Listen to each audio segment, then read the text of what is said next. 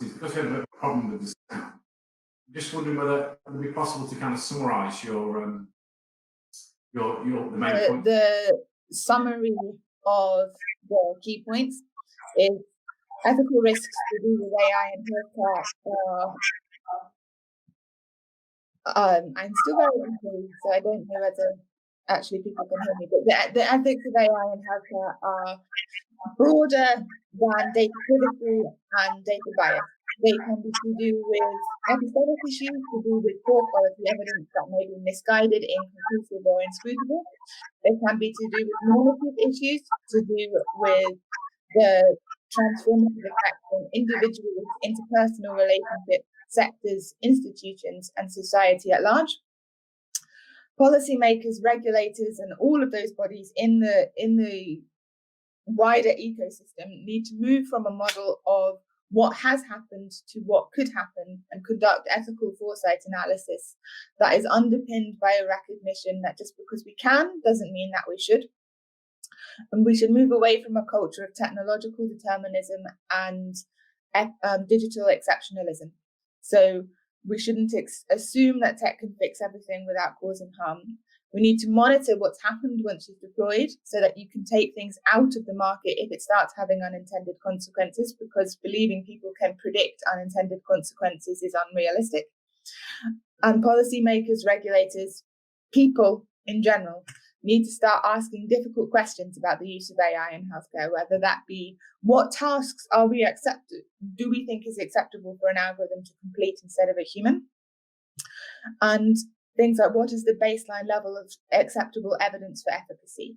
If we don't ask those questions and we don't start completing ethical foresight analysis, we run into the biggest ethical risk of all, which is opportunity cost. We'll lose trust in the public, and then people will not be willing to accept the use of data analysis or AI in healthcare at large, which would incur huge opportunity costs to do with the opportunities to save lives, improve the quality of care, and to save money and improve efficacy and efficiency. So that's it in a nutshell. There are multiple versions of this in paper form and blog form online, and I will share my slides later on Twitter so that people can engage if they didn't hear me earlier.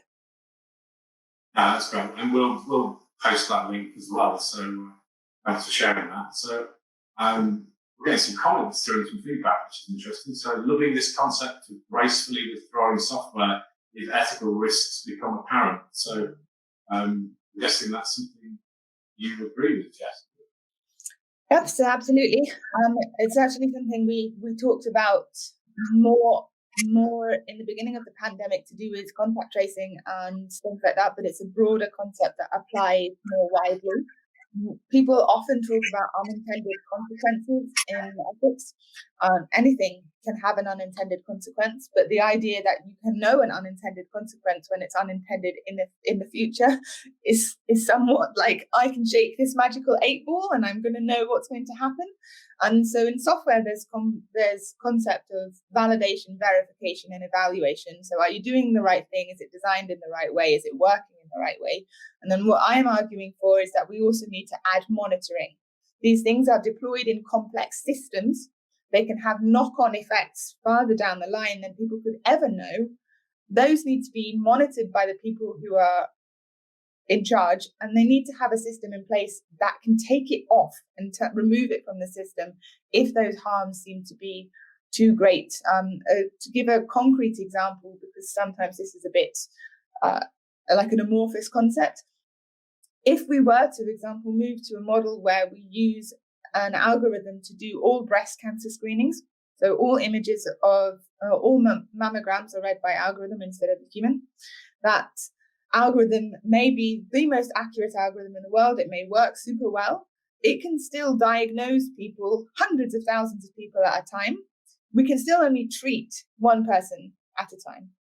If you don't monitor the impact of that on the systemic level, what you may do is make the situation worse by making people live with potentially harmful diagnosis, and the consequences on their autonomy and their mental health may outweigh the benefits of being able to diagnose people at scale, because they are living with that knowledge of that diagnosis for much longer than before they can get treated. So monitoring those things and knowing when to say no and when to turn something off, I think, is very important. About the idea of ethical foresight analysis. Yeah, right. We're going to bring Charles in now as well. So, hi Charles. Who are actually driving ethical guidelines on a global scale? Is there actually a global agreement out there that what needs to be done next, or are we all just going to take kind of national kind of stances on all of this going forward? Is that? I'll try and answer you. Yeah, no, it's a really great question. It's a really important question as well, particularly the key word in there is the G word, the global word, because I think there's a danger that we're going to see more fragmentation in terms of governance best practice before we see global consensus. I mean, the good news on this is that if you look at what the European Commission have done with the high-level expert group on AI, if you look at what the OECD have done, if you look at the Beijing AI principles, there's actually a lot more in common between those documents than there's differences. So I think that's very heartening. What they all kind of fail at, though, is giving operational governance to organizations. And a talk I gave earlier based on a piece of work I've done with a think tank in Ireland called the Global Digital Foundation was around what we're describing as values of trust. And there's a value of trust between consumers and industry, in that industry doesn't really listen to what the anxieties are of consumers. There's also a value of trust between industry and policymakers, because industry are given principles to follow by people like the high-level expert group. But there's not a very clear mapping between those principles and actually the concerns of citizens. And the danger that creates is a the problem that industry, the big tech companies, the small tech companies, everyone in the tech industry is kind of serving two masters. You have to kind of listen to what the high level expert group is saying, and you also have to make something which is attractive to consumers, and that's a real problem. So it's that governance piece that's missing, and that governance piece that I'm interested in particularly. What we are starting to see, and I think this is the kind of the danger zone activities, is we're starting to see, for example, the OECD have created an organization, an initiative called the Global Partnership on AI, but it's an OECD initiative and therefore excludes China and therefore is not a global initiative. And so I think we need to be pretty careful with this stuff. If we're going to create an initiative which is mostly comprised of Western epistemologies, or in case of GPAI, it mostly is European and US, plus I think one representative from Ghana. So you've got a token representative from Africa in the mix. This is a kind of Anglo-Saxon, Western neoliberal view on AI, and it's not at all a global partnership. There are other epistemologies, and obviously China is a key economy. We've absolutely got to make sure that there's a global agreement on what good governance looks like that includes China. But it's also very important, I think, that we recognize that AI, as much as it has great potential, it also has the same opportunity to cause us to repeat history. And so I would also encourage people to look at initiatives like Indigenous AI, which is founded by Jason Edward Lewis. And what his group have done is they've looked at Native American peoples and Aboriginal peoples, the Maori people, and looked at actually the potential that AI might cause those cultures greater harm than has been done in the past, because it hasn't been developed from their epistemological perspective as well. So I think this is quite an urgent issue, and I think we need a global initiative, but we also need to make sure it's not a Western neoliberal centric initiative. And if it is, then we need to call it out as such. I suppose really coming back to your key points here around building trust and faith in AI, I mean, that links quite nicely to that concept of creating a global kind of ethical guidance. That's something that you'd actually support, agree? Most definitely. I think, and I talk about it from a mental health perspective. So one of the big challenges that we face is that a lot of businesses, they feel that they are doing mental health. Ask someone to come in and do a talk, do a workshop on mental health awareness, and that's them ticking that box. Whereas actually, if we've got global guidance, if we've got global regulation, then actually I feel that AI will be able to be developed for the benefit of humanity, and as I said in my talk, rather than the benefit of the few. Mark Zuckerberg, etc. They're always, hung out to dry, in talks like this. But did they really set out to create such behemoths that do what they do? And really, the answer is no from a Mark Zuckerberg point of view. But as soon as the capitalist sort of ideals come into place, then that's when you can see that fluctuation in ethics.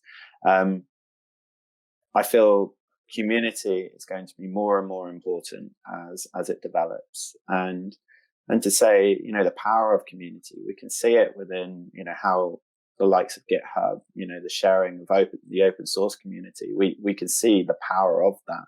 And actually, if we create something that is open source, that is created for the mass, then, we're able to then hold everyone else accountable.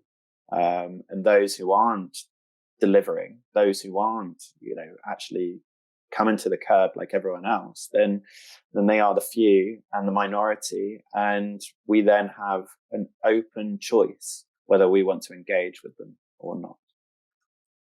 Right, that's brilliant. Have you come across any organisations that do proactive well? Yeah. It's a good question to answer fairly, because my sort of gut instinct is no. I haven't seen people who do it well. The reason I say I think that's slightly unfair is because these conversations haven't happened on a grand scale until relatively recently, and because particularly small companies and SMEs and research groups, for example, are often not particularly well resourced. And if you are having multiple conflicting things that you're supposed to do, and you're supposed to be regulatory compliant, and you also need to think about your business model, et cetera, to then also all of a sudden be chucking in to say, right, you also need to be proactive about your ethical analysis, I think is unrealistic about how the world actually works. Very easy for me to say that from my sort of glass tower, ivory tower in Oxford, when I'm not trying to employ people and continue to pay their salaries. So that's one thing. I think the other reason is mostly because of what Charles was talking about. There's a massive problem with ethics washing and ethics shopping at the moment, where because we have like this absolute proliferation of principle-based documents that tell people what they should do, but they don't tell people how they should go about doing it. I think it's incredibly difficult, because everyone will say, yes, we are being proactive because we are proactively adhering to X principle-based document. But what does it genuinely mean to produce a beneficent algorithm? I don't know. In different contexts. So you kind of got to find a balance between enabling people to be contextually specific, guided by wider conversations, and thinking proactively just by thinking and asking that most important question that I said previously. Just because we can doesn't mean that we should, by having active discussion. If that starts happening, then people will start being proactive genuinely, as opposed to in a very washing type ethics by checkbox type way. Yeah. That question is exactly why we set up ethical by design, quite frankly, because I think there are examples of good practice, but there's not enough visibility of those examples. And one company I would definitely draw attention to is Fidelity, the company I used to head up AI for. We looked at the various approaches to managing governance. Fidelity is a privately owned organization. It's owned by a family. So reputation is everything. So they absolutely do not want to move fast and break things. They want to never break things and then move as fast as possible within that context. So we really agonized over a governance methodology that would get stakeholder feedback. So if our customers or prospects or our team members ever felt that we crossed a creepy line, that we built that feedback loop directly back into our operations. And so so it was really the thinking that we did at Fidelity that led me to realize that actually we need to, we need to take this to other organizations as well. And what the investment industry have done, and Dan mentioned capitalism, and I think it's a really good point that the kind of the 20th century model of capitalism was very much, shareholder return, make as much money as you can. And Zuckerberg is probably the epitome of that mindset. Let's to hell with the impact on society. Let's just maximize shareholder return. The investment industry, thanks to people like Larry Fink and others, has really started to change its approach, largely due to climate change. And I would say mostly due to climate change. And we talk about something called ESG, environmental societal governance. And ESG as a theme has meant that the investment industry is now starting to look at investments which have very positive environmental governance in place, or a well handling of a supply chain from a human rights perspective, and to score those organizations based on the quality of governance. And the assumption is that those organizations in the medium to long term will probably outperform financially those organizations which are purely skewed at financial performance. There's two different sides of that debate, whether good ESG companies do outperform poor ESG companies, but that's I don't think really matters. I think it's quite okay to have a healthy tension between pure financial returns and good ESG. And really, all I've done, and all we've done, I published the paper I mentioned in my talk while I was still at Fidelity. All we wrote in that paper was, why don't we apply the same methodology that's used for ESG to giving scoring to organizations who have good governance around AI ethics? And really, that's what ethical by design is about. So we're maybe a month away, maybe 6 weeks away from publishing our first scores. We've rated about 60 companies so far. And so, our ambition is, if you want to compare Hewlett Packard to Huawei, if you want to compare TikTok to Twitter, if you want to compare Amazon to Alibaba, and understand which of those organizations have the most substantive governance in place, then, we would be the place to look. If you want to know how their market capitalization is performing, or the last annual report and how much profit they've made, then go to Yahoo Finance. That's what that's for. We will tell you how good their governance is, and obviously that's an iterative process, and something which I think to both Jess and Dan's point, we need as much dialogue across society to tell organizations like mine what we feel good looks like, that we can then improve that rating, address that, and the ambition would be, in the same way that you buy a fridge today and you get a lovely little chart on the side of it that says which is the most energy efficient fridge. When you buy a mobile phone handset, or even sign up for a cloud hosting company, you get to choose how to do that, not just based on price, not just based on features, but based on quality of governance as well. I suppose I'd love to just pop in there, Charles, as well.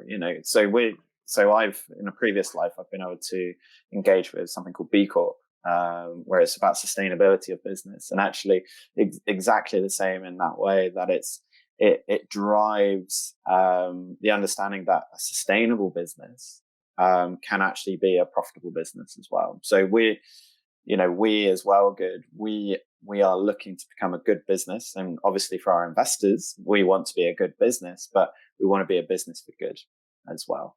And we feel that we are able to do that, but then the classic theology question does come out. Can you be, all good, all knowing, and, all powerful at the same time? And, I don't want to answer that today, but, but we do need to be held accountable. And for those who, need to know, be aware of how good they are, then yes, people like Charles, they're the right people to be able to, signpost you to that. And for those who are not willing to behave well, then we need regulation in place. And we need to be able to prevent them as such from exploiting the most vulnerable in society. Brilliant. Brilliant. Thanks, guys. I think at that point, we're going to start to probably wrap things up for this lunchtime session. So, first and foremost, thanks, Jess, Charles, and Dan for all your contributions over lunchtime today. We've got some exciting events coming up ahead. We've got an exciting roadmap ahead of us as well. And we're going to be covering lots of topics. And our next event with Leeds Digital Festival is going to be AI for Leaders. And the AI for the North lunch and learn session going ahead as well. So keep your eye on the website for latest news on that.